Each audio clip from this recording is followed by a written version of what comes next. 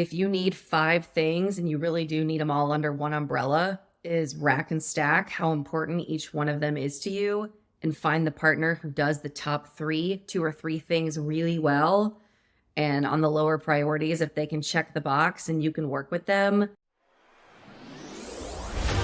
This is You Should Talk To, a podcast for busy marketing leaders who are looking for support and tips on getting shit done. In each episode, Daniel Weiner interviews marketing leaders and discusses their experience, successes, and failures around hiring agencies. If you're interested in finding and choosing the right agency partner, then let's jump in.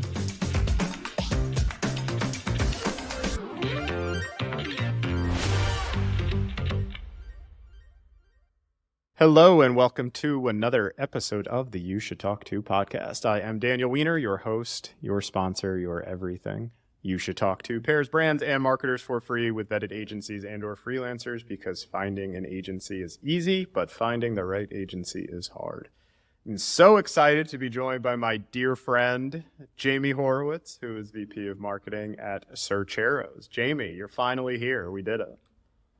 Today is a day that will forever live in infamy. I need to know, how many episodes have you had before this? You will be episode 36, I think. So that is 35 episodes that I was not asked to participate in. And finally, lucky number 36 is my big day. What if this is the day you get sponsors? Could be. No time better than the present for maybe Surcheros throws some sponsorship dollars. Well, we could discuss. It depends what the added value looks like. Yeah, but, everything's on the table. We'll do that after. I meant to actually pull the screenshot of our Facebook interaction when I slid in your DMs to try to win some tropical smoothie business like 15 years ago. But I forgot to do that prior to that. So maybe I'll post that on LinkedIn when we post this. I think that was before a DM slide was even a thing. It could be. Who knows? It was before It was before Instagram even existed. That's how long we've known I'm each a other. pioneer in the sales space, Jami. But that is neither here nor there. Let's dive right in. What is an unpopular or spicy take you have in the marketing world, or in general, or just the agency world as well, since you have experience there? Well, I've got lots of spicy takes, but I was told that this is not the podcast for that. This is the podcast where we want to keep it clean and focus on marketing. Yeah, that'd be good. Don't get me canceled today. Thank you. No. Today's goal is to keep us all employed, although you're self-employed, so you can say whatever you want. Yeah. I think a strong opinion that I have in the agency space, and something that keeps you employed and is what You Should Talk To is all about, is that agencies are a dime a dozen. So if you're working with an agency and you're not getting the performance that you need, the communication that you need, maybe the results are fine, but the relationship is not working out, they're replaceable. We are all replaceable, but agencies especially, they're a dime a dozen right now. Yeah, I did another one of these yesterday, episode 35, with Robert Barris, who is CIO at Brightwell. He has a lot of experience on the agency side as well. Talked about the same, that basically we did it in the context of every agency deck says the exact same thing, that we are a partner, we are not innovative. A client. Innovative. Yeah, we care, all that sort of stuff. Well, you don't until you do. Like, it all means nothing and it's hollow and means, nothing until you see it in practice. So I think once upon a time, agencies had access to different platforms and different technologies, and they could say, we have access to the best data and we have access to the best research. And sure, some of those platforms are expensive, so bigger agencies might have access to more of them. But for the most part, they're all doing the same thing. They're delivering the same thing. So find people that you like working with, find people who are responsive, find people who speak your language. And if your agency doesn't, kick them out the door. But first come to You Should Talk To. We'll kick them out the door together. Come to You Should Talk To, and You Should Talk To will find you a new partner who speaks your language. This is like a commercial for me. I love it. You were currently VP of Marketing at Surcheros. Tell us a little bit about them. I hadn't heard of Surcheros until you took the job. Yeah, absolutely fair. Hopefully, if I do my job right, lots of people will have heard of Surcheros a year from now. It was a really interesting opportunity. They're a smaller brand based out of South Georgia, we've got about 26 locations. And in the past 2 years, the brand has just completely flipped. They got private equity funding. They moved their headquarters up to the Atlanta area to be able to tap into the restaurant talent. So for anybody who is listening who doesn't know this, insider tip, Atlanta is a restaurant hub. So if you're a restaurant brand, come up here and hire one of us because we've probably worked at 10 other places by now. So they are ready to grow. So they've got 26 locations. They're building an executive team, and we've got about 40 locations that are in the pipeline right now. So building out North Georgia, going into South Carolina, going into Alabama. I think the first time that my friends believed that my job was real was this summer, when I can't even tell you how many people were going on their summer vacations. So they're driving down 75 South, and they said, "Oh my God, we saw a billboard for Surcheros. You actually do have a job." So I think awareness is a problem right now. I think getting locations up in the North Georgia market and then moving out is priority right now. But something that's really interesting about Surcheros, as I start talking to more and more people, is they have tapped into this really niche market of opening in college towns. Think about, I mean, I know you went to Clemson. I'm sure there's college kids love burritos. College kids love burritos, but something that I found really interesting is adults love nostalgia that ties them to their college experience. This is not a marketing plan. This is just a personal take that I have, but I keep meeting people and they say, "Oh, I went to Valdosta. We had Surcheros all the time." Or "I went to Georgia Southern and Statesboro. We had Surcheros all the time." And now that it's coming into these bigger markets, they're the first ones to try it. And it's just, they have this really nice brand affinity for it. No, I like that. You mentioned working at a number of CPG brands over the course of your career. What's the biggest change you've seen in consumer behavior over the years? I'll tie it down even further. In a post-COVID world, what do you see as the biggest change in consumer behavior in your world? So I think the biggest change that I've seen actually isn't even really tied to COVID. If I think back to when I started in this industry about 15 plus years ago, I have the sort of unique experience in being heavily, heavily focused in food. And when I first started, I think QSR was king. So quick serve, anything with a drive-through. And, as time has gone on, the fast casual space has really expanded. I think about when I first started, there was Panera. Panera was fast casual. Maybe you had the one-offs, you had the Schlotzskys of the world, but now fast casual, I think, is really starting to overtake QSR. And what fast casual does really well is customization. And it lets guests pick out what they need to fit what they need in that day. So whether they're looking to splurge a little bit, whether they're looking to go a little bit healthier, heavier on the protein, heavier on the veggies, fast casual has done a really nice job with concepts that are very customizable for the guest. No, that's great. With that said, well, maybe in a post-COVID world, given the current state of affairs, we're maybe in a recession, maybe not, but I would say in general, what I see across marketing, budgets are being asked to be cut or be spent more efficiently. What's your advice to call it a new VP of marketing or marketing leaders in general about how to get the most out of their budget, how to get the most out of their agencies as well with that spend? Yeah, I think that's a good question, especially as companies are tightening down. Everyone says the first to go is the first places they cut usually are HR and marketing. And I was at a conference recently, and someone said this so perfectly in a way that I have never heard it before. And it's so true that when sales are up, the weather must have been nice that day. It must have been nice out. People were out and about. And if sales are down, blame marketing. So when marketing is responsible for things that are sometimes out of their control, and you're responsible for showing, return on investment for every dollar spent, especially in the franchise space where our budgets are fully funded from our franchisee royalties.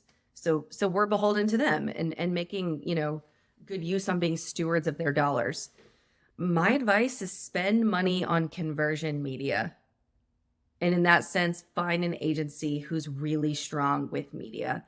Traditionally, they tell you the marketing funnel starts with awareness, right? You start at the top, awareness, you move down to consideration, conversion, loyalty, advocacy. That's great if you are Yum Brands or someone who has budgets for days where you can throw money away. But when you have someone with a really small budget, every dollar needs to drive a visit. And we have technology now where you can show where every dollar either did or didn't drive a visit. And I think working with an agency that understands how precious every dollar is the most important thing. I'm curious in that vein. I'll play the devil's advocate here. Do you think that stifles creativity or innovation if everything has to be thought of in a conversion sense potentially? I don't think it stifles creativity. There's still creativity in the ad unit. There's creativity in the platforms that you're spending. And listen, you can carve out a little bit of money for the fun stuff. But I think when you have the foundation of showing return on investment, it earns you the right to get to have a little bit of fun. So you have to earn the right to be there. You have to earn your franchisees' trust. You have to earn your board's trust. And then they let you go play with NIL deals or play with social partnerships. That's a good quote, Jamie. I like that soundbite. You have to earn the right to have a little bit of fun. If I had a producer, I would say clip that, and they would just like clip it real quick, like for TikTok and stuff. But sadly, we do not until we get a sponsor. So, but this could be the episode that gets the sponsor, that gets the producer. This is it for sure. I know you have a sweet spot for agencies, having worked at agencies for a while. I do. What do you think of agencies in general? What's the future of agencies, and how do they fit into the ecosystem at Surcheros? Well, I want to hold on that question. I want to give you a different answer because okay. Because I don't want to play by the rules. Whose podcast is this? Daniel, thank you to the Jami Horowitz Let's Talk Now podcast. Hot takes with Jamie. This is a hot take. Are you ready for a hot take? I've got a flight in like 3 hours and I haven't packed. So as long as it's under, 2 hours, we're good to give me all the hot takes. It's like a 60-second hot take. I think every marketer, every brand marketer, I don't care if you work in food, I don't care if you work in CPG, I don't care where you are, you should work at an agency. Everyone should start out working at an agency. You are thrown in the deep end. You learn every part of the business. You get your hands on everything. And it makes you a better brand partner because you know what the agencies are going through. You know how they like to receive information. And you know when it is or is not okay to call out their bullshit. I totally That's my hot agree. take. How long was that? Like 30 seconds. No, I agree. I think if nothing else, you just deal with so many different characters. If you're client facing, you deal with a million different personalities. And even if you're not, the internal personalities of working on teams with various disciplines and all sorts of stuff just make you, I don't know, I think it's a good stop for everybody early in their career. I agree. Yeah, I mean, Maybe that's my hot take. I have been a good client. I have been a bad client. Hopefully I've been just an average client as well. And I think the reason that I knew that I was a bad client is because I knew the things that I was asking for were unreasonable. Sometimes awareness is knowing you have a problem is the first step at fixing the problem. So that's good. The self-awareness. Well, not everybody would say that. Everybody thinks they're a great client. And I would argue the majority are not great clients. Most are, to your point, however you phrased it, a middle of the road clients, but everybody should aspire to be a great client. Yeah. I mean, I think part of being a good client is understanding if you're being reasonable. Asking someone to turn around a $7 million media plan in 24 hours is unreasonable. But they'll do it. They keep doing it. They keep doing it, but it's the marketer's job to manage up, right? So I was in a situation at a brand where my leadership team had me ask our agency at 6:00 at night to turn around a $1 million activation plan by 4:00 the next afternoon. It was unreasonable. I shared it was unreasonable. I needed to put it through anyways. I asked the agency, and sure enough, shortly after that, the agency resigned our business. So and I don't know how many guests. And are cursing your name right now, probably. How many guests have you had who have been fired by their agencies? Yeah, if you've been working long enough in marketing, I'm guessing everybody's been fired by an agency at some point. It's a little bit of a badge of honor, maybe like a terrible badge of honor to have, but I would say nonetheless. Getting fired for being like a shithead or a bad person is not a good thing. But I'm guessing at some point, most marketers have an agency say, you know what, we don't think this is the right fit anymore. So I don't think that's to that point, it's 2023. There's a billion agencies out there. Everybody's got an agency. How you define an agency is, I would say, people have differing opinions. I have my own, which I'll reserve. But what's your recommendation to an agency in 2023 in the vast landscape? How do you stand out? How do you stand out? So I think something that I don't like that agencies do. I'm going to answer this one in a little bit of a different way. I don't like when agencies tell you that they can solve all your problems and anything you need, they'll take care of it for you. Oh, we can do that, and we can do this, and we can do that. And oh, you need social, we can do social. You need grand opening, we can do grand opening. Oh, you need search, we can do search. Because the reality is they're probably not good at all of those things. And more importantly, the brand or the marketer, just using myself as an example, I don't have enough hours in the day to give attention to all of those things.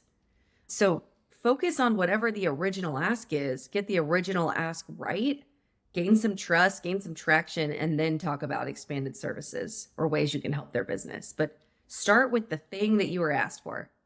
Dance with the one that brung you, right? I think a lot of that I hate to use the word blame, but I put it on the marketer as well. Because I see it from both sides since I work in between, but I get asked for, I would say, non-traditional bunching of services often. So if you want SEO and performance marketing, those go together, the goal is to get people to click stuff and visit pages, right?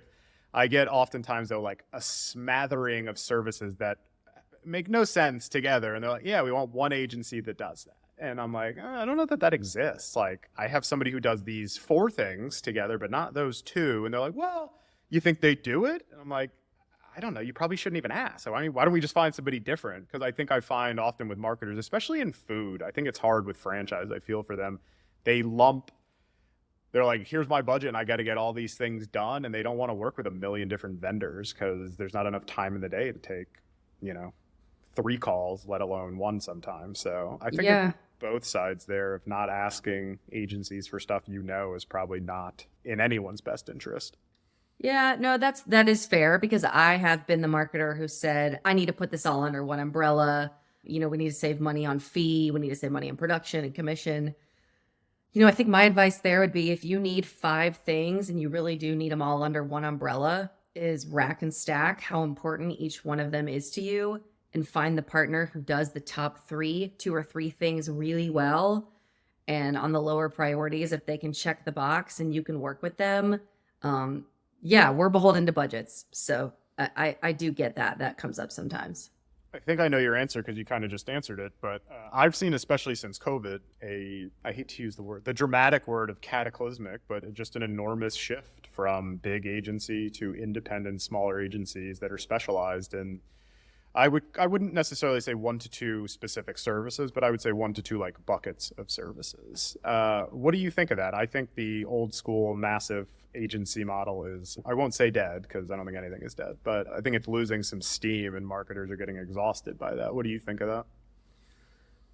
Well, I think there's a couple different things that I can take on there. I think the big agency model was a function once upon a time of traditional media buying. And you needed as many budgets as possible to go to market to get the best price. So that's where the traditional media model started and the bigger agencies came from. But now smaller agencies, like I already said, they have access to some of the same buying tools. So where I see, or at least in my own experience, where I personally have shifted from bigger agencies to smaller agencies, and something I've seen working for what I would call a medium-sized agency, is bigger agencies charge you for so many different people to touch every project. It's wild. You don't need an account manager and an account supervisor and an account director checking every project. You don't need to pay for a project manager, a copywriter, a graphic designer, and an art director. And that's where I tie it back to having worked at an agency. If you haven't worked at an agency, you might not realize that you're being charged for these things. Or you might not know how to redline an estimate and push back on it and say, hey, this is a really simple ask. All I need is a graphic designer and a copywriter, and that's it. So I think big agencies have big overhead and they have to pay their bills. And that's the issue with bigger agencies, in my opinion. I agree. Can you think of, since you've been on brand side, a great agency experience you've had and what made it so great? I've had a lot of good agency experiences. I thought you were about to say, I have had zero good agency experience. No, there is an agency that I have taken with me a lot of places, Always a good which sign. which I think your agency partners know. If you find a good client, you stick with the client versus the brand, and you just go where the client goes. Yep. And I think when you find a partner who has your back personally, and helps, they are your partner and they're just not the brand's partner, I think that also helps to pay off. And also agencies who are willing to say, yep, we'll just get it done. And it's not death by estimates, death by scope, knowing that you're going to take care of them on the back end, and it's all going to come out in the wash. I think that's something that's important too. Is that what, in the specific example of the agency you've brought with you, though, are they doing those things, or is there like something you can tie? Is it one person, which I hear often? Like when I boil that question down, it's often like, I Yes, brought it's this one agency, person. and they're like, oh, it's really just this one person. If they went to another agency, I would hire them.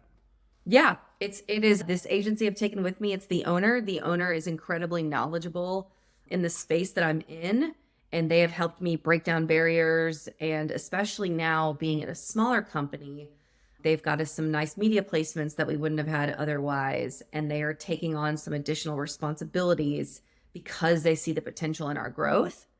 And I don't know if an agency off the street would see potential if it wasn't someone that I had a personal relationship with, who I've taken with me everywhere. No, that's how it works. People buy on relationships. People buy people. I don't think people buy based on your access to media tools or data and research. People buy people. Mature That could be clipped. Mature marketers don't. I find this isn't meant to sound like I'm smarter, but I feel like my bullshit meter is good. And yeah, I mean, a lot of folks are selling that they have something proprietary and that nobody else can do X, Y, and Z and stuff like that, which is unfortunate because more times than not, just at this stage of all of this stuff, there's very few things that folks can access or that is actually proprietary and stuff like that. Do you find that a lot of your agencies actually believe that they have something special that nobody else does? No, because I try not to work with agencies who think like that, truthfully. I tell everybody the truth about my agencies. My agencies I like to think they're really good at what they do, but I care about like most things outside of the actual work. I trust that they're going to do good work, but I care about their relationship. I care about that they show up on time. I care about that they reply quickly. I care that they generally have the best interest. I made intros the other day to two agencies, and the note to both was like, I don't know if this is an exact opportunity today, but they need help figuring this stuff out. And I know you two are wildly knowledgeable about this, and they were happy to take the calls. Not every agency would do that unless it was an actual opportunity.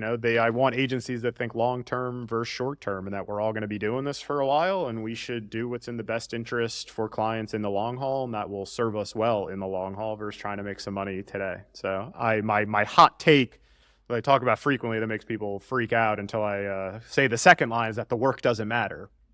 And what I mean by that is, of course, the work matters. That's what you're getting paid for at the end of the day. But people forget, like, you don't get to do the work until you get hired. Like there's so much stuff before that. You got to get hired. You got to build trust. You got to build rapport. People always laugh that I would bring food to every meeting. I'm like, well, I can tell you, people don't remember the shit I said in the meeting, but they remember that I brought those donuts that they liked that they mentioned 6 weeks ago.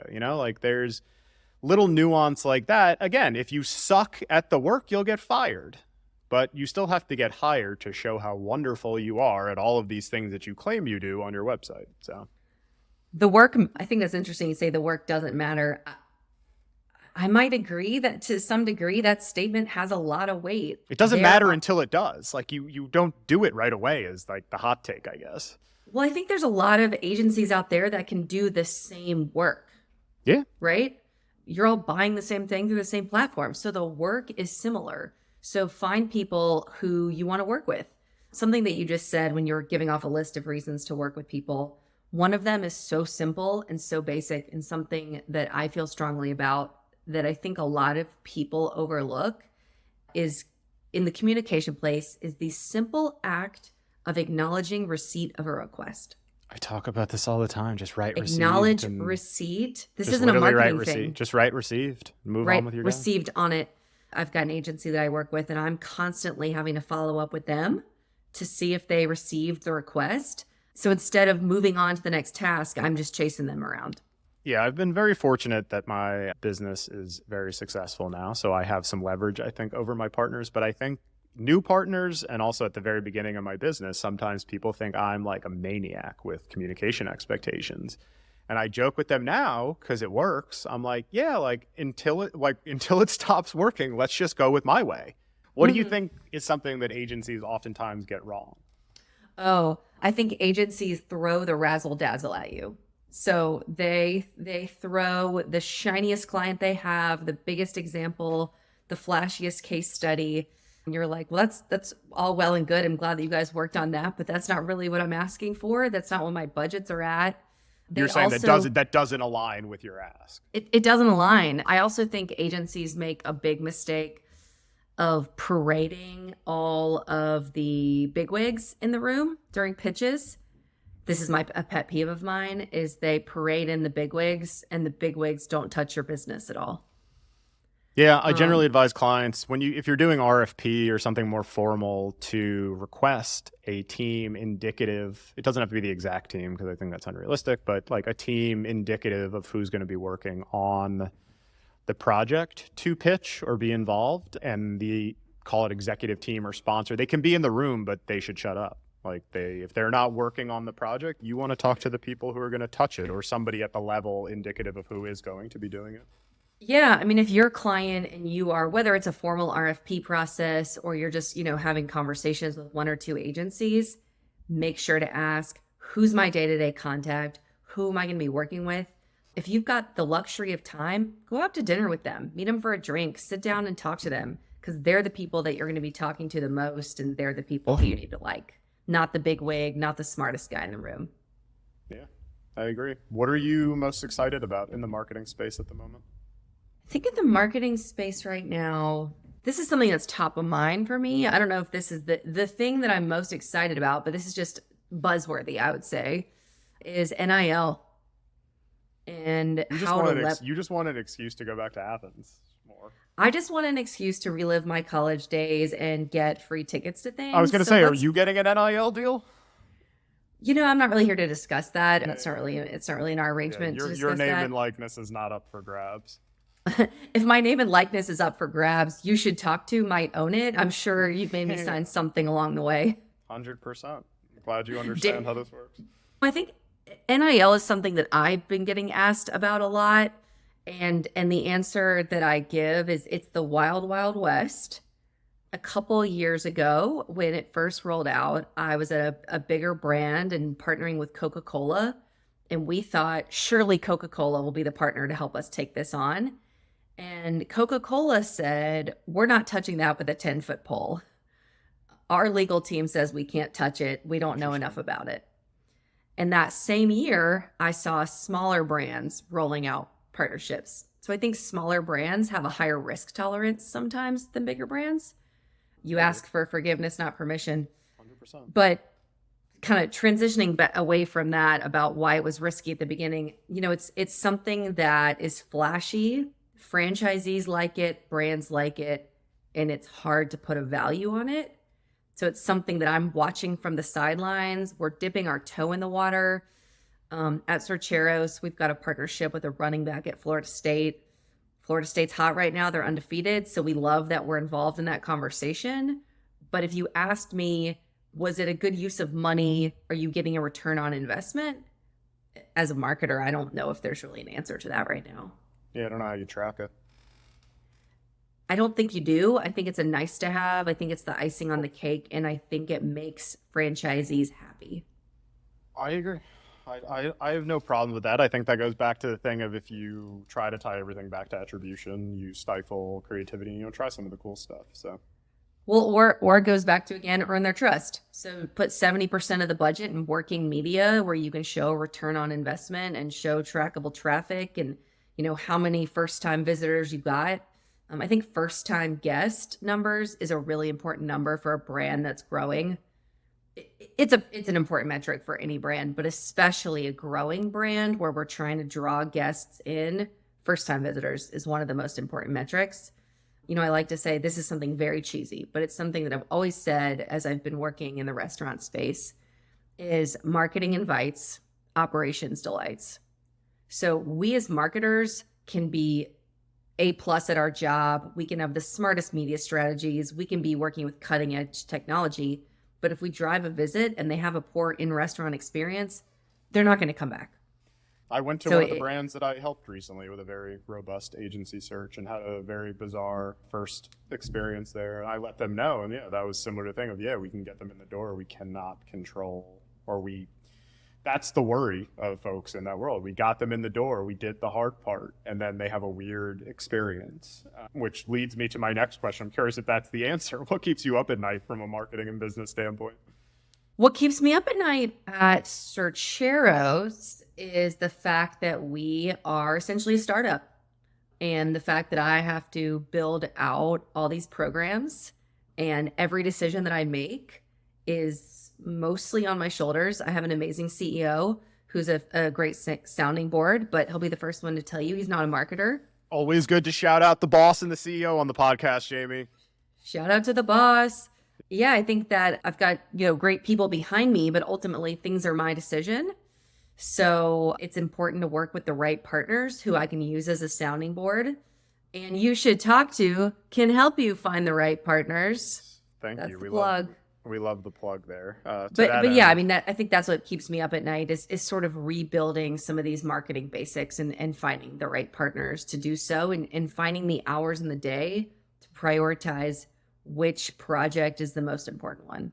Yeah, but you know what you're doing. You've worked at mature brands who have hypothetically figured out all this stuff in the past. So you've experienced, now you're just on the other side. You got to get there. Yeah, I think I know what the finished plane looks like, and I'm building the plane in my current job, and it's a really amazing opportunity that I've been given this level of trust to be able to do so. People talk about working at bigger brands versus working at smaller brands, or startup brand versus a mature brand, and different people have different personal preferences. Bigger brands, mature brands, you get in the wheel. Your job is really cut and dry. The expectations are really clear. But when you work at a smaller brand, you get to make a bigger difference. You have a little bit more say. It's more stressful. It's much more unpredictable. But for me, that's where it's fun. I can agree with that. Working for myself is the most stressful but fun thing that I have ever done in my life. So you get to try things. Bigger brands move slow. They have bigger budgets, but they move slow and they have more layers of approval, and smaller brands are more nimble. And to that point, I'll give agencies a shout out. Smaller agencies tend to be more nimble.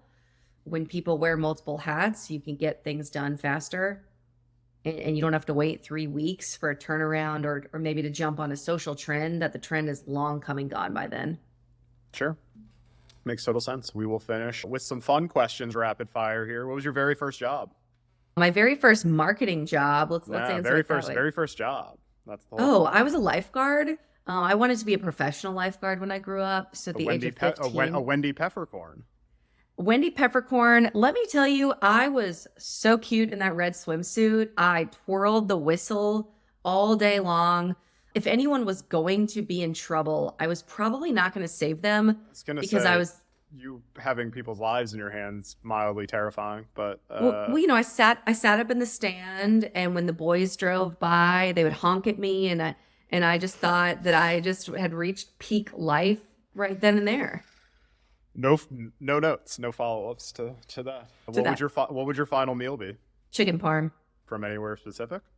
I feel like the sentimental answer would be that my mom would make, but my mom's not going to listen to this. So I would. What do you mean she's not going to listen to it? You don't know that. She's not with that attitude. Not. She's probably not. Well, maybe it's the same answer then, that it's your mom, who is somebody who inspires you either personally or professionally. Can't say me, of course. Personally, is that the follow-up question? That's the final question. I was saying it could be your mom who inspires you, but who is somebody who inspires you personally or professionally or both? Can't be me. Can't be Casey. Now I'm an asshole if I don't say my mom. No, you're not. She could. Maybe there can be multiple people who inspire you. I'm just asking for one. Yeah, I think professionally, someone that I like, and you might roll your eyes and you're going to think, gosh, this is such an obvious answer. But I'm a big fan of Sarah Blakely and what Sarah Blakely has Why done. would I roll my eyes at that? I don't know. It seems like the obvious answer. But It's awesome. I want to party. If Sarah Blakely is listening to this, I want to party with you and Jesse, and I want to come do a cold plunge and a hot tub and a sauna. So, oh my gosh, and go on those like crazy hikes that they do. I want to go on her annual friend trip. I need a nap before I do that, but I do want a sauna and cold plunge with Jesse and Sarah. So Yeah, I mean, if she anybody takes her can make that friends- happen, we're in. Listeners, if anyone has a connection to Sarah Blakely, Danny wants to get in a cold plunge tub with them, and I want to go on the annual surprise friend trip, and I want to wear my Spanx, and I want to live my best life. There you go. Well, you heard it here first. Thank you, Jami, for joining. For everybody who has not heard of it or who wants to check them out, Surcheros.com, I presume. Any specials coming up or anything they need to know before they go?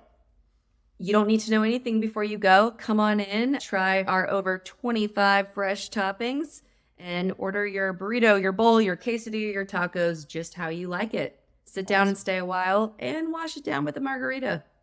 That's what we love, Jami. Thank you very much for joining. We will chat with you soon. Okay, thank you for having me. Thank you for checking out this episode of You Should Talk To. This show is brought to you by the company with the same name, You Should Talk To, a company that helps marketing leaders find the right agency or freelancer for their situation. If you enjoyed what you learned in this episode, make sure to follow You Should Talk To wherever you listen to your favorite podcasts, or visit YouShouldTalkTo.com for more information.